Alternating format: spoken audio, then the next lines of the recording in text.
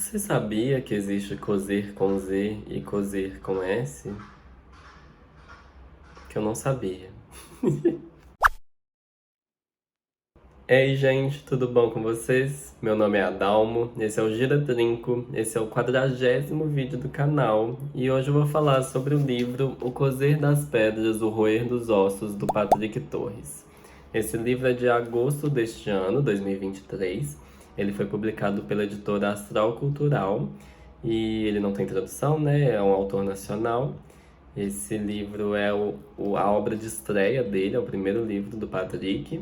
Ele que é do Piauí, mas mora aqui em BH, ele fez medicina aqui na UFMG, está acabando de formar. E o valor do preço, a faixa de preço que eu encontrei foi de R$ 30 a R$ 49,90. Vamos para o vídeo.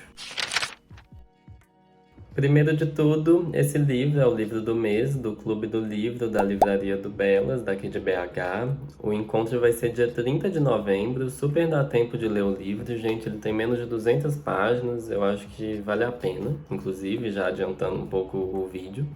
E aí, para vocês entenderem sobre o que o livro se trata, eu vou ler a contracapa dele, que eu achei um bom resumo, acho que já sintetiza bem do que se trata o livro. Abre aspas. No interior da Caatinga nordestina, Mirto cresceu presenciando a violência e o sofrimento, da vida, do mundo. De seu pai, Germão, para com ele sua mãe, Dona Hermina, mulher que é puro amor e submissão. A realidade dessa família é transformada quando, em uma trágica e fatídica noite, a pouca inocência infantil que ainda lhe restava é tirada de Mirto na forma da morte do pai agressor. Separados pela crueldade do destino, da culpa, do remorso e da vergonha, mãe e filho anseiam não só por um reencontro, mas principalmente por um perdão que pode libertá-los. E aí, essa é a história do livro. O livro é exatamente isso, assim, não é uma descrição muito boa, por isso que eu nem tentei elaborar alguma outra coisa. E quais são os principais pontos deste livro, na minha opinião? Primeiro, a linguagem dele, poética, eu acho que é muito forte, e eu acho que ela vem do segundo ponto, que é a influência dos clássicos nacionais nesse livro, nesse autor. Eu acho que é muito visível, assim, nas primeiras páginas já dava para ver uma forte influência machadiana nesse livro. Não é algo tão comum eu diria, a novos autores, eu acredito, pelo menos não tão forte. Você vê Guimarães Rosa num livro de alguém que está começando agora e alguém que está começando bem, para ser honesto, uma carreira literária. E aí, essas influências, ao mesmo tempo, vão levar a uma coisa que eu não sei se eu gosto tanto. Nesse livro eu gostei. Eu diria que é perigoso, assim, na minha opinião, porque o livro tem muitas inversões. O que são inversões, né, para quem esqueceu? Inversão ou hipérbato, porque isso é uma figura de linguagem, é quando você pega a estrutura clássica de uma frase, que normalmente é sujeito, verbo e complemento, e você vai trocar essas coisas. E esse livro tem muita inversão, muita, muita mesmo, praticamente tudo. É um domínio da linguagem? Eu acredito que sim. Eu acredito que é alguém que sabe manejar as palavras. Mas isso deixa a leitura um pouquinho truncada às vezes, mas talvez também porque algumas orações eram muito longas e a gente tem parágrafos frasais nesse livro. Isso é um problema por si só? Eu diria que não. Eu diria que isso é uma questão estilística. No início do livro eu fiquei assim, nossa, tem muita coisa que dava para pontuar, assim, dividir e ficaria assim com o mesmo efeito, mas sabe, é um detalhe no fim das contas. Eu acabei o livro pensando assim, é só um detalhe, não vou criticar isso negativamente, mas se você pegar o livro para ler, às vezes se você realmente ouvir minha recomendação, você pode achar que o livro você vai ter uma dificuldade, talvez. Eu não acho que todo leitor vai ter uma facilidade e ver esse livro como totalmente fluido. Eu travava umas horas, eu tinha que reler e reler, mas vale a pena. Eu digo isso com carinho, assim. E teve outras coisas que me deram medo nesse livro enquanto eu comecei a ler, porque especialmente ele, pra mim, o início, acho que é o que eu menos gostei, surpreendentemente. Normalmente autores novos autores, autores que estão começando, têm uma ideia boa, sabem como começar o livro e se perdem. Mas esse livro para mim foi o contrário. Eu achei bem inesperado porque ele começou me dando um receio de que ele fosse repetitivo e de que ele fosse repetitivo no sentido temático, né? No sentido de falar de miséria, de solidão, de morte, e aquilo não caminhar direito, aquilo ficar no mesmo lugar. Mas o livro é super bem conduzido, muito bem escrito, honestamente. E eu também fiquei com medo, deixa eu ler aqui porque eu esqueci, na verdade. A impressão que ele causa inicialmente é que ele não vai sair daquele espaço físico onde ele começa. O livro parece que não vai percorrer outros lugares. E isso dá uma aflição porque eu acho que é muito mais difícil de trabalhar um livro se você fica com poucos personagens no mesmo lugar. Uma coisa quase pandêmica, assim, honestamente. E eu já li livros em que era num vilarejo pequeno, com poucas pessoas, e não soube realmente explorar o que tinha ali. Porque é difícil, é mais difícil mesmo. Enquanto outros livros, na realidade, souberam explorar isso de forma incrível, como um livro que está aqui no canal, que é o Canto Eu e a Montanha Dança, que na verdade, agora que eu parei para pensar, eles passam em um pequeno vilarejo lá na Catalunha, e ele sabe contornar essa questão espacial assim limitada, né, entre aspas, de uma forma magistral, honestamente. Mas enfim, o Patrick Torres, eu escondi uma informação dele até agora no vídeo, que ele é comentarista de livros também na internet, eu acho que ele tem TikTok, Instagram. E aí, isso ajuda muito na escrita dele. Eu acho que cada dia fica mais evidente que uma pessoa que lê muito escreve melhor. E se você me perguntar se eu gostei do livro, eu vou falar que eu gostei. E se você me perguntar se eu recomendo o livro, eu vou falar que eu recomendo. Eu acho que é uma estreia muito interessante na literatura nacional. É alguém que honestamente eu vou ficar atento para o que produzir no futuro. Eu acho que por ser uma pessoa nova, ter escrito bem o livro já é surpreendente. O livro ter conteúdo já é outra coisa que não tem sido tão comum ultimamente no nosso cenário. Pessoas que escrevam bem de forma não trivial e que realmente tem uma mensagem ali. Então eu tô meio surpreso assim com esse livro e eu vou comentar melhor sobre ele agora nos spoilers leves e depois nos spoilers pesados. Primeiro aspecto que eu vou comentar é que eu não demonstrei na introdução desse vídeo exatamente o meu pânico quando eu comecei a ler esse livro. Eu fiquei com muito medo dele não ser criativo, assim, dele ser uma repetição dessa questão regionalista. Eu fiquei com muito medo dele não inovar em nenhum sentido, dele ser só quase um copia e cola de outras coisas que eu já li. Mas o livro me surpreendeu e a partir do capítulo 5 dele, deu uma virada, assim, que achei que não ia vir, graças a Deus veio. E aí foi coincidentemente no momento em que o livro começou a ter capítulos com títulos que envolviam cores. E eu achei bonito, assim. O capítulo 5 chama Vermelho Sangue, Azul Noite. O capítulo 6 chama Cheiro Verde. O capítulo 7 chama Pajé Dourado. E o capítulo 8 chama Verde Vômito. E aí a questão do verde eu ainda vou comentar nos spoilers pesados, outro aspecto, mas essa questão das cores ilustrava bem o ambiente que estava ali. E nesse ambiente surgiu uma outra pauta que eu não imaginei que o livro ia trazer, mas ele tinha personagens LGBT. Tínhamos primeiro a história do Toninho, que é uma história, assim, eu não quero dar um spoiler maior sobre ela, mas é uma história secundária no livro, não é uma coisa que realmente vai fazer parte da narrativa principal, que é da família do Mirto. Mas, além do Toninho, a gente também tinha o Roberval, ou Val, e eles eram pessoas que iam para a cidade, porque a gente tem no livro um pequeno conjunto de casas, assim, não sei se é uma vila de fato, e aí a gente tem uma cidade minimamente urbana, assim, com casa de tijolo, de fato, não era igual na vila onde o Mirto morava. E esses gays, eles iam pra cidade e basicamente era só lá que eles conseguiam ter experiências homoafetivas. Por que que eu tô trazendo isso, né? O que que eu quero falar com isso? Eu fiquei muito em dúvida se o Mirto seria um homossexual, um bissexual, alguém que ia explorar a sexualidade de alguma forma. E o livro, ele meio que dá uns indícios de que isso é possível, especialmente por causa da amizade que o Mirto vai fazer com outro cara no livro. Só que não acontece. E aí eu fiquei não decepcionado, mas achei legal não acontecer também. Eu acho que seria um pouco, não forçado, mas foi bom não acontecer. Não sei se faria tanto sentido, apesar de ter tudo preparado para isso ser encaixado na história. O que me deixa até em dúvida de por que que isso foi trazido logo no início do livro, assim. Eu acho que em outros momentos do livro podia ter encaixado também essas histórias dos tanto do Toninho quanto do Roberval.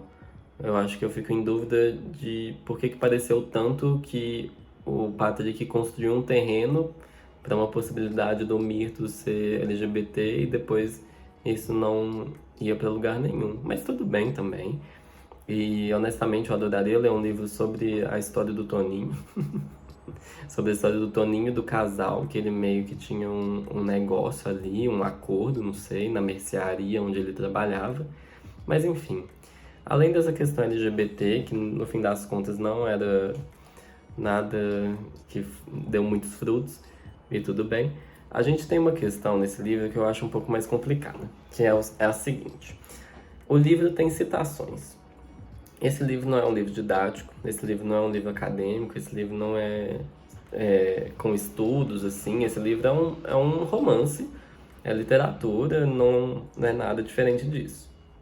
Só que o livro tem pequenas citações em relação às referências que ele traz. Eu, eu ainda não sei exatamente o que achar disso, porque eu acho que existe existem três perspectivas que eu enxergo nisso. Se você coloca citações no seu livro, explicitando as referências que você está fazendo num romance, eu acho que isso me leva a crer que você está querendo facilitar o trabalho do leitor, para que ele não tenha que pesquisar alguma coisa que para ele tenha soado como referência. Assim, às vezes o leitor nem vai notar que tem uma referência ali, né? Existem esses casos. E tudo bem. Eu acho que não é papel do leitor saber diferenciar de quem que é a autoria de alguma ideia. Eu acho que isso é papel de quem pesquisa o negócio.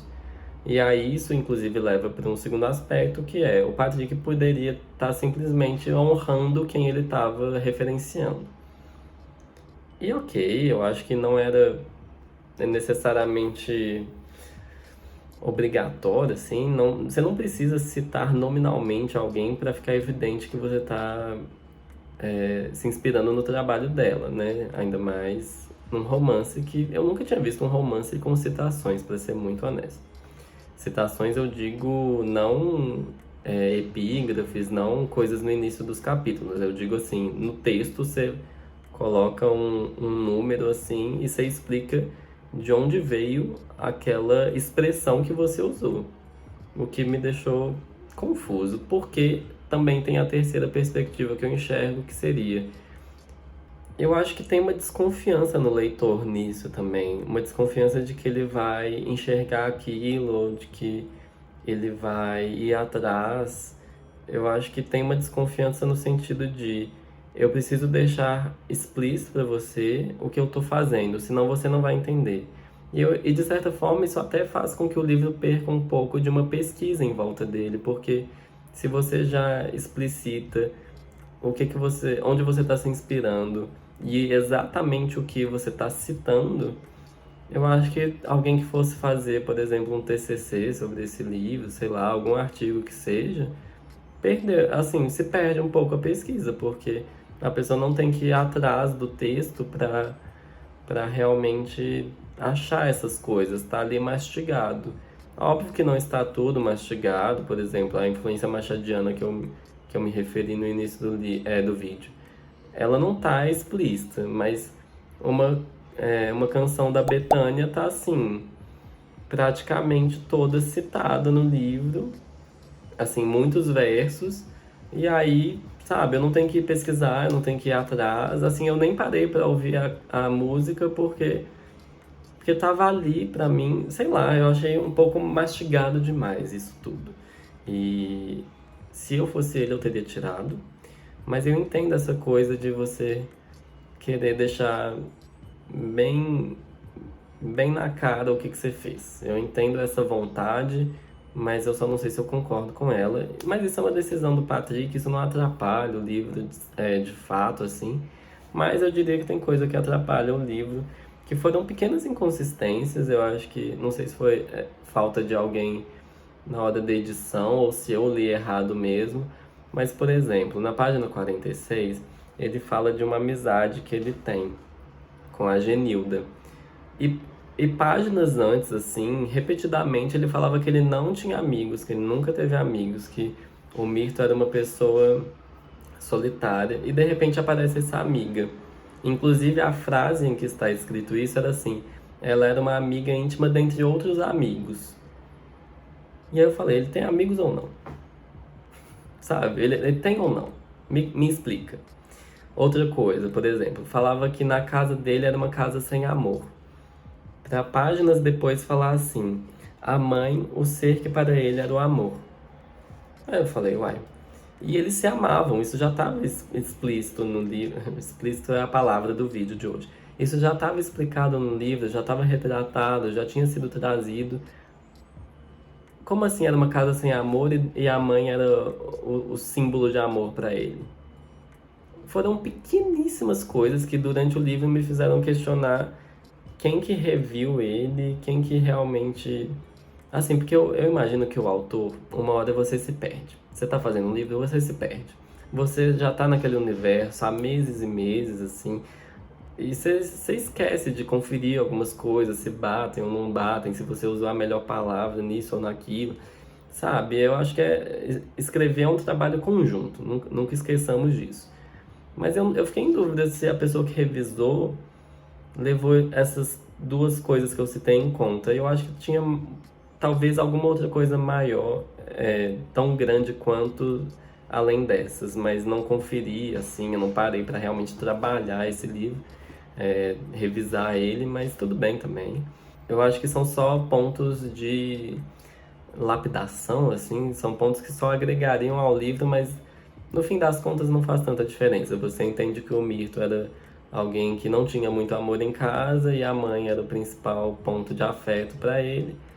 E você entende que ele mal tinha amigos e que ele tinha uma amiga. E pronto. Assim, no fim das contas, não é uma coisa que realmente quebra a narrativa, mas acho que são detalhes que vale a pena revisar melhor da próxima vez. E para os spoilers leves é só isso hoje, gente. Já falei até demais. O livro vai descrever pra gente uma tradição que acontece nos velórios desse vilarejo onde ele se passa. E a tradição consiste basicamente nas pessoas que vão prestar as condolências ao morto levarem ramos de quaisquer plantas, ramos verdes, e esses ramos vão ser colocados embaixo da rede onde o defunto tá. E aí esse verde amortece o espírito que despenca. É para isso que eles levam esses ramos, essas plantas. Eu achei muito bonito mesmo. E o livro, ele tem muitos velórios, muitos velórios. E a morte conduz a história toda praticamente. E o ponto central da história, o principal acontecimento dela, é justamente o assassinato do pai do Mirto, que é o Germão, que tá aqui na contracapa do livro que eu li pra vocês. Só que, pra quem não leu o livro, mas eu já tô nos spoilers pesados, fica a surpresa de que quem mata o Germão é o próprio Mirto. Numa briga na frente de um bar, assim, é uma cena que eu achei muito boa. O livro, inclusive, eu acho que ele ficaria ótimo em alguma mídia audiovisual, assim. Eu acho que um filme, especialmente, ficaria bem bom desse livro. E aí, esse assassinato vai ser muito importante para a história, porque a partir dele, o Mirto vai fugir, porque ele acabou de matar o pai, né? Ele vai ser um parricida, ele inclusive é chamado no livro a partir desse ponto de parricida. E ele fugindo, ele não volta para casa, a mãe nunca mais vê ele até morrer. E a mãe ainda não sabe se o filho vai voltar ou não. E nessa dúvida, ela vai querer aprender a escrever. Na verdade, essa é uma ideia que é dada a ela por um amigo dela, o Zezão. Muito bom personagem. E aí o Zezão, ele fala que o único jeito dela confiar de que as palavras que ela tá querendo dizer pro filho vão chegar no filho exatamente do jeito que ela quer, vai ser se ela mesma escrever, porque ela não confiava se alguém fosse escrever para ela, se outra pessoa fosse ler, sabe? Ela ficava com esse medo de que não chegasse exatamente o que ela queria falar. E aí ela vai começar a escrever a partir de aulas que uma professora da cidade vai dar para ela. E, gente, o momento do livro que ela tá animada pro primeiro dia de aula é muito fofo. Eu fiquei assim, o olho encheu d'água, assim, eu quase chorei mesmo. Muito, muito fofo. Eu achei uma gracinha, porque ela já tá mais velha, ela já tá, assim, a alfabetização dela não foi muito fácil e tal, mas ela conseguiu. E achei muito delicado, assim, esse ponto do livro. E aí ela vai conseguir escrever a carta. Ela consegue se alfabetizar e ela escreve a carta e ela morre antes de conseguir entregar. Pelo que o livro dá a entender, porque pode ter passado mais tempo, mas eu acredito que foram realmente poucos dias, o filho chega pouco tempo depois do que ela morre. E aí ele vai ler a carta. Só que o leitor não vai saber o que acontece, o que é falado, o que está escrito ali. E eu não gostei de não saber. Eu sei que a carta não era pra mim, eu sei que era um assunto dos dois, eu sei que era uma carta de uma mãe para um filho, e era uma carta muito especial, assim, porque o filho, ele matou o pai abusivo, né? E então ele libertou a mãe, e a mãe conseguiu reconhecer isso, mas ele nunca soube que a mãe reconheceu isso, ele achava que ele tinha sido uma vergonha para a mãe, que tinha trazido para ela só desgraça, assim. E a carta dá a entender pela reação das pessoas que estavam ali presentes no momento em que ela é lida, de que tem um perdão ali. Só que eu gosto de não ter, ao mesmo tempo que eu gosto de não sabermos o conteúdo da carta, por ser algo privado, eu fico com uma pulga atrás da orelha pelo seguinte aspecto. Como escritor, eu sei que não é fácil escrever coisas tão pessoais assim dos personagens, ainda mais porque o Patrick fala assim na história. O livro. A Dona Hermina, ela escreveu poucas palavras, ela escreveu tipo o que ela conseguia, mas foi o que ela sentia mesmo, foi muito sincero e tal. E assim, ok, era difícil de escrever, mas fica a minha dúvida se o Patrick tentou escrever essa carta ou não. Eu queria até perguntar para ele pessoalmente, assim, se existiram versões dessa carta, se foi algo que foi deletado do livro, se ele nem tentou escrever, se o plano nunca foi colocar a carta. Eu fiquei curioso. Eu fiquei curioso se existia um trabalho em volta disso, ou se ele nem tentou escrever a carta porque não era o objetivo. Mas fica aquela pulga atrás da orelha como autor de pensar assim, era difícil fazer uma carta impactante, então às vezes era melhor até pra pessoa não tentar. Mas assim, também não tira do livro a beleza dele. Eu inclusive já vi gente postando sobre o livro falando que chorou muito. Eu só emocionei mesmo na parte da Dona Hermina ficando animada pro primeiro dia de aula, mas no geral é um livro muito, como é que fala? Com muita miséria, muita tristeza, assim, mas é uma história bem contada, elegante, assim. É um livro bem potente. Vou fazer a conclusão, porque eu quase estou fazendo ela sem querer, né? Vamos lá.